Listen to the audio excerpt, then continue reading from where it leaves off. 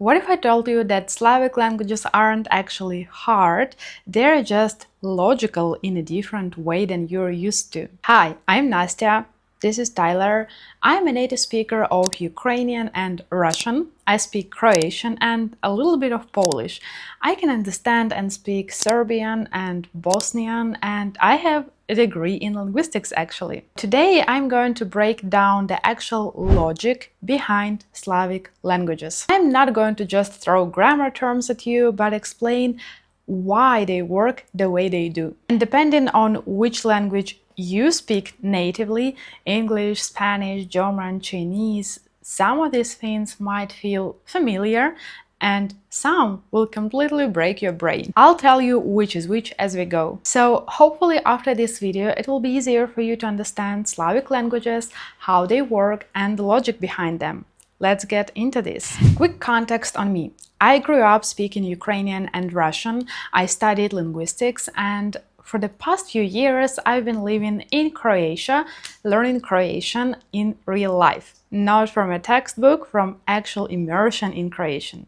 I've also dabbled in Polish. I even made a video about learning it on my trip to Poland. You can check it here. So I'm not going to just give you theory, I'm going to give you the logic that actually helped me both as a native speaker and as a learner. In this video we will cover a few topics. Where all these languages actually come from, the one grammar concept that breaks everyone's brain, which is verb aspect, cases and why word endings keep changing, why word order is so flexible, grammatical gender, why there are no a, and, the, der, die, das, la, lo, or shortly saying articles, verbs of motion, why Slavic people turn every word into something cute, why Slavs kind of understand each other, Cyrillic versus Latin alphabet, some hilarious false friends.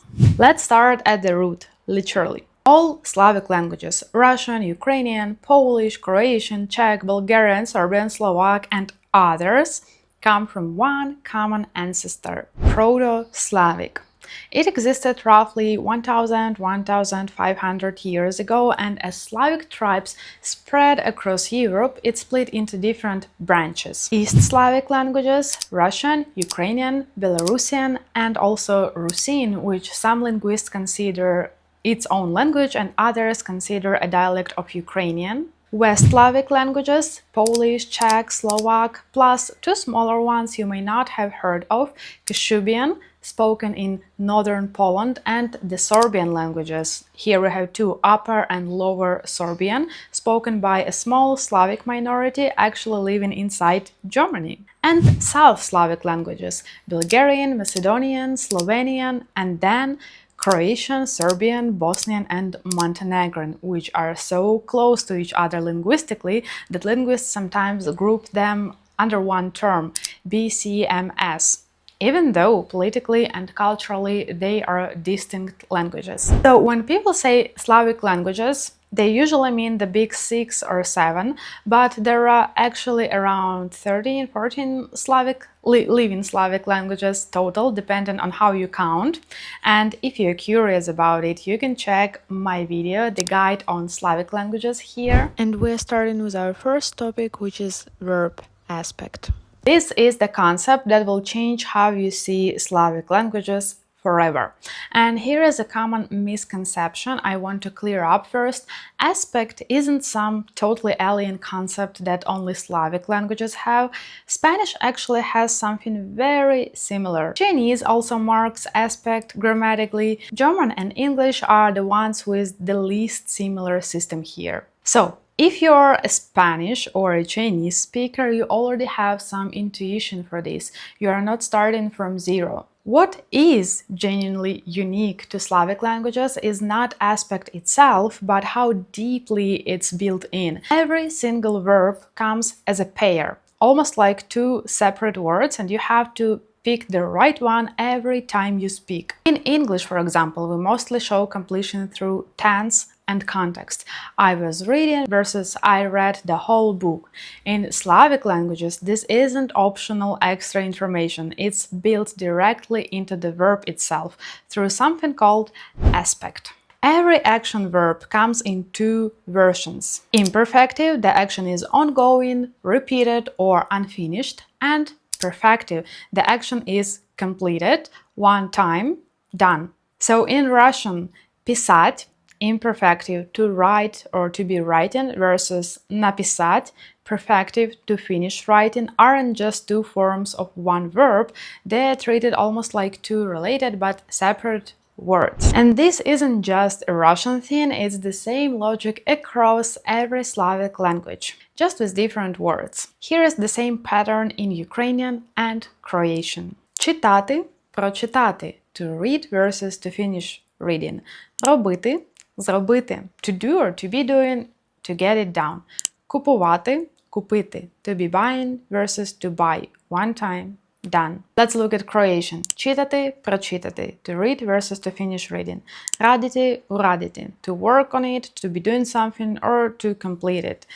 Купувати, купити, to be buying versus to buy, one time, done. Notice something here? Читати, прочитати and читати, прочитати are almost exact same pair. That's the shared Proto-Slavic root showing up again, and a perfect preview of the mutual intelligibility we'll talk about later. And here is a fun bonus twist. Aspect is universal across literally every Slavic language, no exceptions, but Bulgarian and Macedonian take it even further. They are the only Slavic languages that also kept the old tense system from Proto-Slavic with separate past tenses called aorist and imperfect on top of aspect. So while the rest of us just deal with the aspect, Bulgarian and Macedonian speakers are juggling aspect and extra tenses at the same time. Verb aspect is genuinely the #1 hardest thing for learners. More than cases,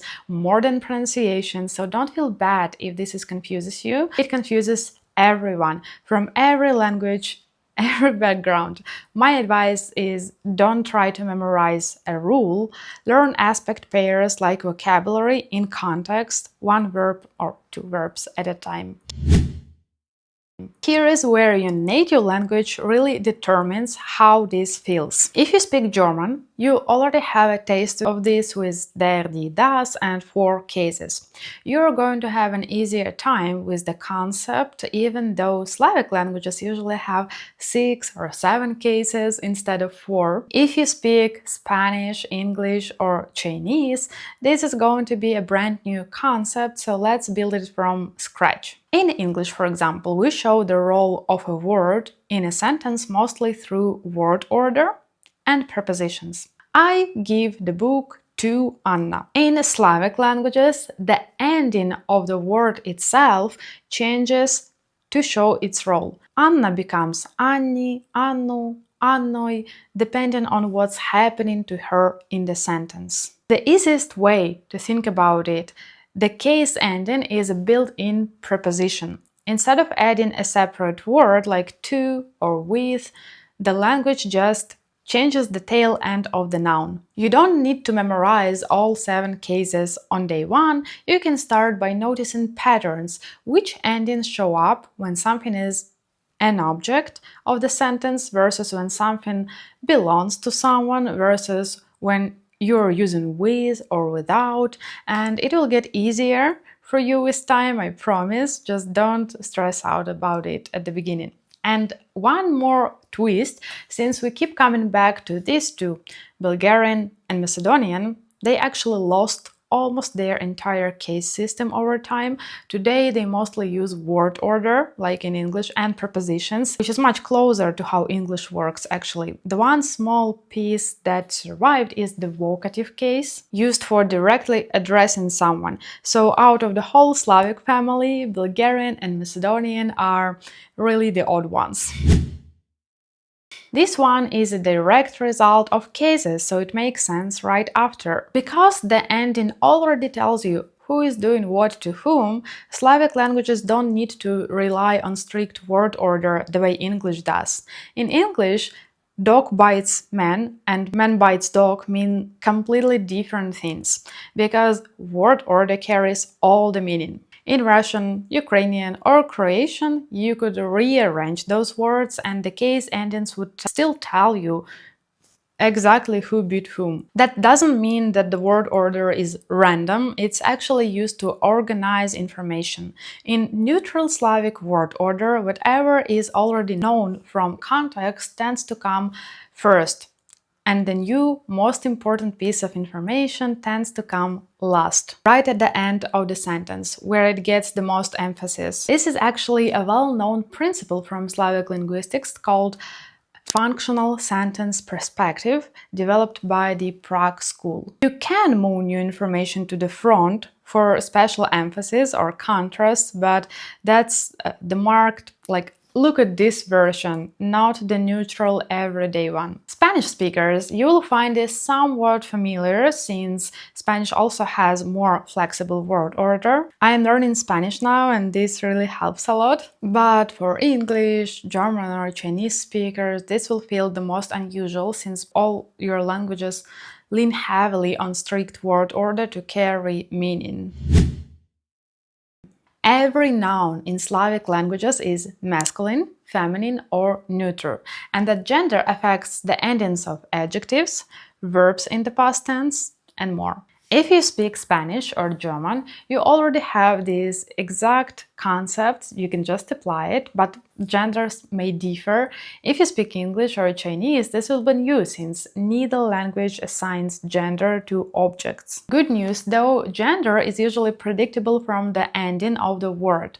Words ending in a consonant are usually masculine, words ending in a or ya are usually feminine, and words ending in o or ye are usually neuter. It's not 100% reliable, but it'll get you very far, very fast. Slavic languages don't have a, an, the, lo, la, derti, das, none of them.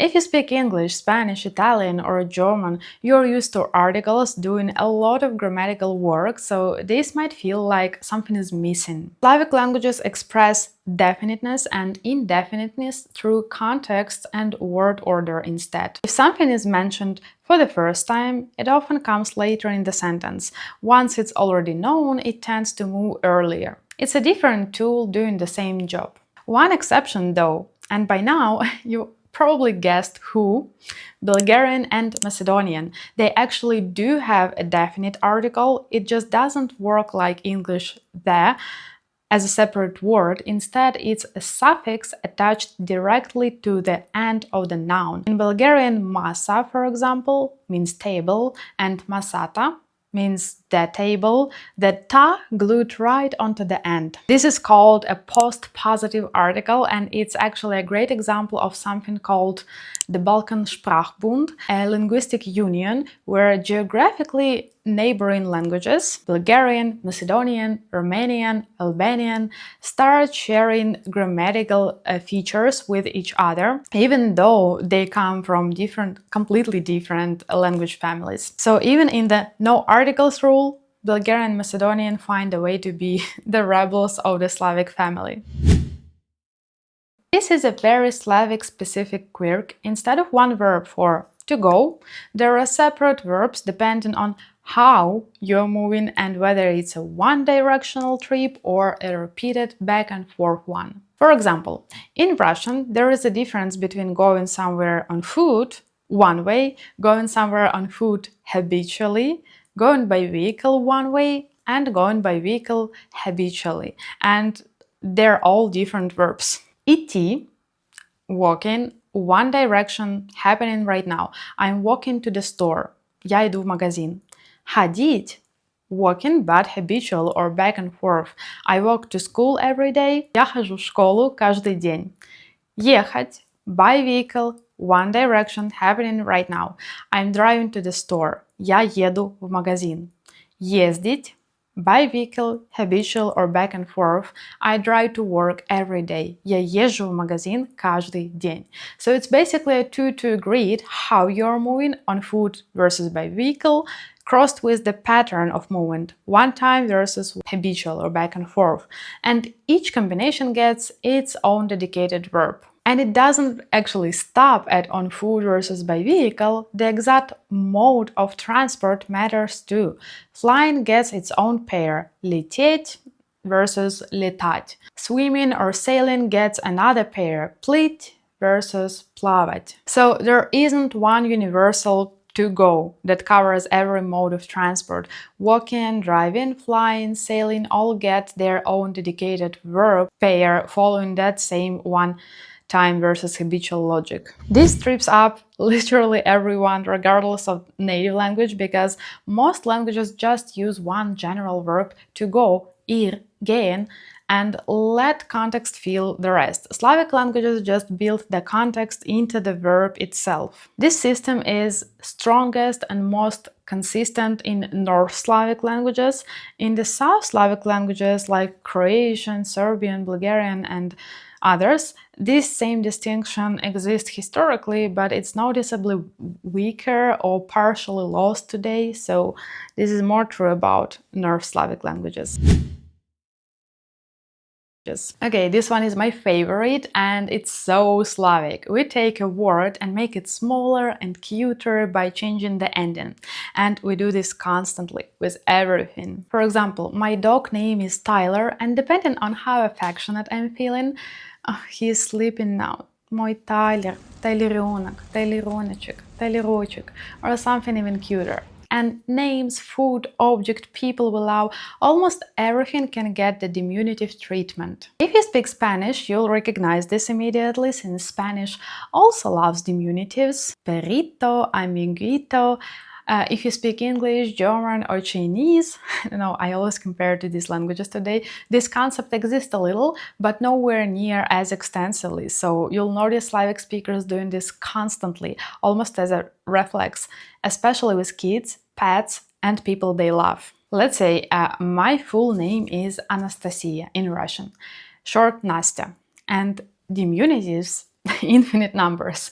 Nastyona, Nastyusha, Nastyushinka, Nastik, Nastyonochka, Nastunya, Nastyushinka, Nastusia, Nastunichka, and so on. And it goes the same for objects. For example, a cup, чашка, can be чашечка. A table, stol, can be stolik. And a monster can be a little and cute monstrik. Because Ukrainian, Russian, Croatian, Polish, and the rest Slavic languages all come from that same Proto-Slavic root, speakers can often understand parts of each other's languages without ever studying them. It's not perfect. People often describe it as understanding a third part of a conversation. Depending on the specific languages and topic, this isn't an exact scientifically proven number, it's just like a common estimate. As a Ukrainian and Russian speaker living in Croatia, I genuinely notice this all the time. I'll hear a Croatian word and immediately recognize the root, even if the ending or pronunciation is different from my language. Or when I went to Poland, I could understand some words I haven't learned yet just because the root was the same again. This is actually a huge strategic reason to learn any Slavic language. It doesn't just open one language, it gives you a head start on several others.